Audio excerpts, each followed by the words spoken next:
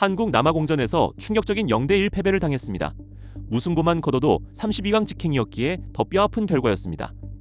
이제 한국의 운명은 다른 조 경기 결과를 지켜봐야 하는 와일드카드 경쟁으로 넘어갔습니다. 그런데 혹시 아셨나요?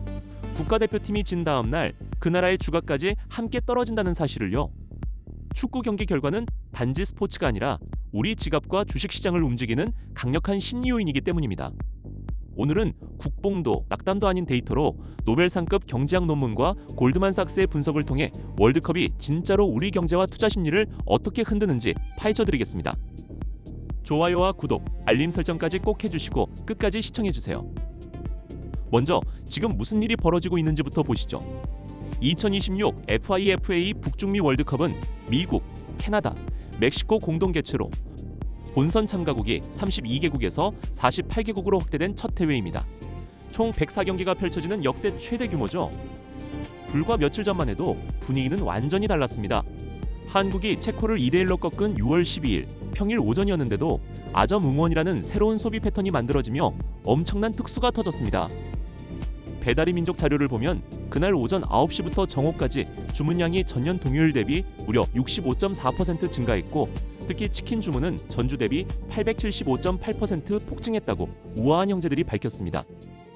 GS25에서는 무알코올 맥주 매출이 1367.8% 급증했고 일반 맥주도 490.6% 늘었습니다. 출근과 업무를 앞둔 직장인 수요가 반영된 결과죠. 이마트24도 맥주 매출이 218% 늘었고 CU 광화문 인근 점포 당일 매출은 전주 대비 약 3.4배나 뛰었습니다. 이렇게 승리는 확실한 소비 특수로 이어집니다. 그런데 여기서 중요한 포인트가 있습니다. 흔히 말하는 월드컵의 경제 효과 숫자들, 과연 믿어도 될까요? 2010년 현대경제연구원은 16강에 가면 4조 3천억 원의 경제 효과가 발생한다고 추정했습니다. 직접 효과의 국가 브랜드, 기업 이미지 제고 효과까지 합산한 수치였죠. 2002년 한일 월드컵 때는 재정경제부가 2002 경제백서에서 26조 원의 경제 효과를 발표하기도 했습니다. 하지만 이런 수십조 원 추정치는 늘 과장 논란에 시달려왔습니다. 특히 기업 이미지 제고 같은 간접 효과는 단순히 TV 노출을 광고 단가로 환산한 것에 불과하다는 비판이 언론과 학계에서 꾸준히 제기됐거든요. 즉 월드컵 경제 효과 수십조는 확정된 사실이 아니라 부풀려진 추정치에 가깝다는 걸 기억하셔야 합니다. 그렇다면 월드컵이 시장을 움직이는 진짜 핵심은 무엇일까요? 바로 돈의 심리학, 투자자들의 기분입니다. 그리고 이건 승리뿐 아니라 오늘 같은 패배에도 똑같이 적용됩니다. 2007년 금융학 분야 최고 권위지 저널 오브 파이낸스에 실린 에드먼스, 가르시아, 노를리 교수의 논문 스포츠 심리와 주식 수익률을 보시죠.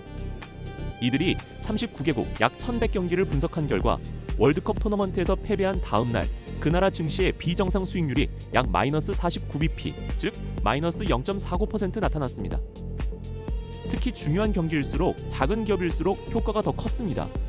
기업 실적은 그대로인데 주가가 움직였다는 건 펀더멘털이 아니라 투자자들의 기분, 패배로 인한 손실 회피 심리가 시장에 반영됐다는 뜻입니다. 오늘의 패배가 우리 마음을 무겁게 하듯 시장의 심리도 그렇게 움직인다는 거죠. 골드만삭스도 2014년 피터 오펜하이머의 분석에서 비슷한 결론을 내렸습니다. 월드컵 우승국 증시는 우승 후 한 달간 글로벌 시장 대비 약 3.5% 초과 수익을 내지만 1년 뒤에는 평균 약 4% 뒤처지며 상승분을 모두 반납하는 경향을 보인다는 겁니다. 이 이득은 잠깐 누려라는 거죠. 승리의 도취감은 단기적으로 위험 선호와 소비를 키우고 패배는 위험 회피를 부르지만 그 효과는 며칠, 길어야 몇 달이면 사라집니다. 기업의 스폰서십도 흥미로운 경제학을 보여줍니다. 현대자동차는 1999년부터 글로벌 자동차 업계에서 유일한 FIFA 공식 후원사인데요.